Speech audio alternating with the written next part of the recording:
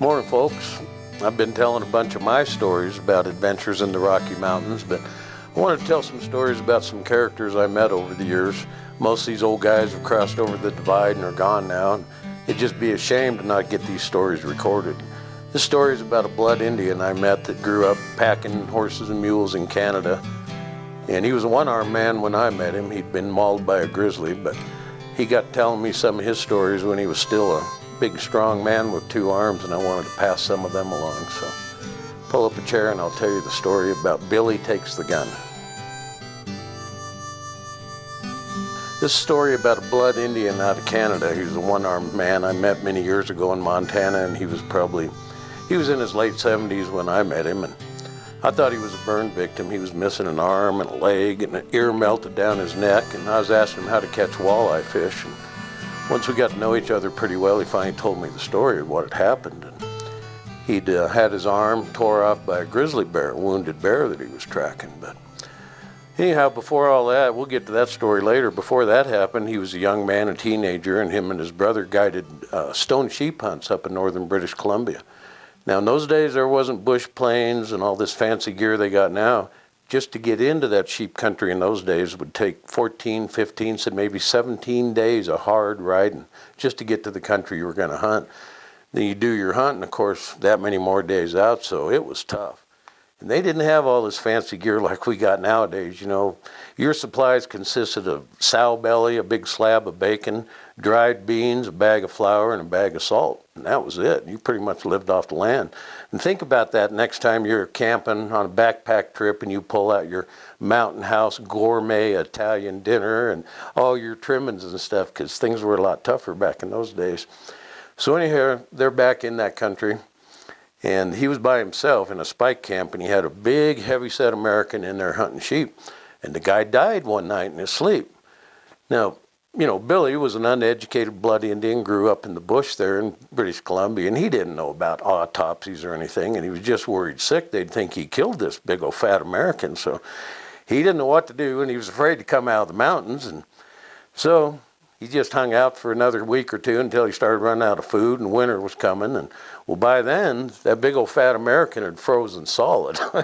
He'd rolled him up in his bedroll when he first knew he was dead, but that guy had froze solid as a bar of ice. And of course, there's no way to load a guy on a pack horse like that. You know, he sticks out 4 feet on either side. So, give you a little background. I've packed this old double-bitted axe for probably 30 years in the mountains for a clearing trail. You know, you're riding along, whether you're on a trail or not, and sometimes there's deadfall, and the only thing you can do, carry this gear on your lead pack horse, and you get off and chop the top logs out of the way so you can get the horses through that country. So anyhow, that's what it come to for Billy. So there's more uses for an old double-bitted axe than just splitting wood or cutting a trail. Billy had to chop that frozen guy in two.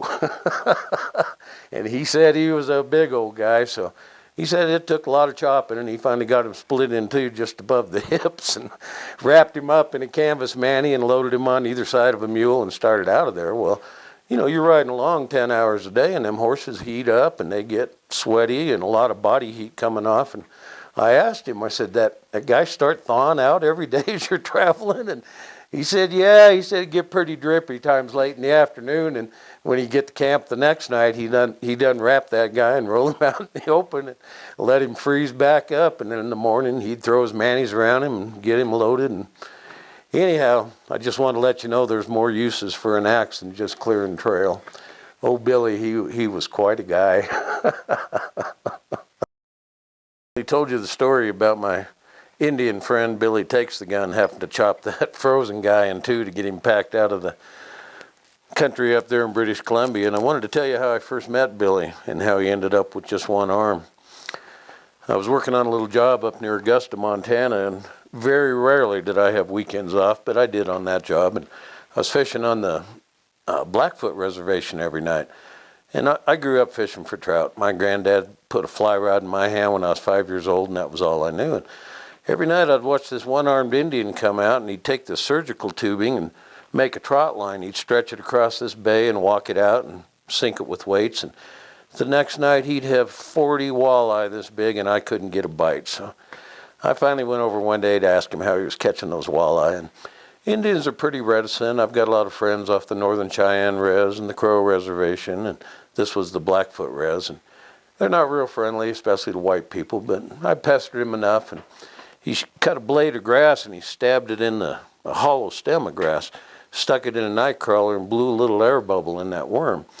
And then when his weights had sink to the bottom, those worms would float up above the weed bed about that far, and that's how he started catching walleye. And of course, I started catching walleye after that. And so we got to be friendlier and friendlier, and I knew him several months. And he was horribly disfigured. His whole head, I thought he was a burn victim. His whole head was melted. His ear was down on his neck, and of course he's missing an arm at the shoulder, an eye gouged out, and his jaw was disfigured. And I thought he was a burn victim. And I finally asked him after I got to know him well enough what happened. And this, Indians, he wasn't a real eloquent speaker. This is how he told it to me. He says, "Oh, I had a hunter shot a big grizzly bear, and he went down in the alders.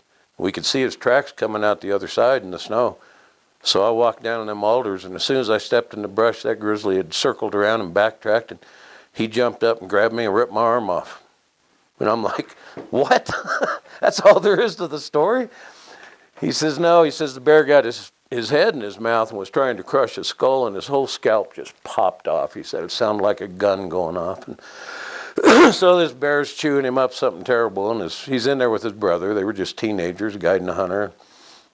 His brother finally shot the bear and killed it off him. And, here they are 2 weeks, maybe 3 weeks riding into that backcountry, and he's horribly mauled, and his brother's trying to stop the bleeding, and his arm's just hanging by a little meat here on the shoulder, and he just cut the arm off, and I don't know how he stopped the bleeding, and then tried to get his scalp back on, and he punched holes in that scalp with a pocket knife, and then he pulled tail hairs out of a horse and other holes in the attached scalp and laced that scalp back on him. And, well, they knew old Billy wouldn't make 3 weeks out of that country getting back to civilization, so they decided to go over the coastal mountains and down to saltwater and hoping they'd find a boat. And I've fished up in that country in British Columbia around Campbell River, and those mountains come out of that salt water and go straight up for thousands of feet, and the woods are thick, and there's bears everywhere, and it's not horse-friendly country, but they knew he'd never survive the 2 weeks out, so they went over them mountains, and they lucked out. 3 days of hard travel, and here come the mail boat. And they got old Billy on the boat and took him to Seattle eventually, and he spent half a year in the hospital. And he said it took half his stamina, and I can imagine, but he was a tough old guy. He had married a Blackfoot woman. That's how he ended up down in Montana when I met him. But them old boys were tough. We like to think we're pretty tough and pretty adventurous, but we're a bunch of damn Nancy boys compared to them old timers.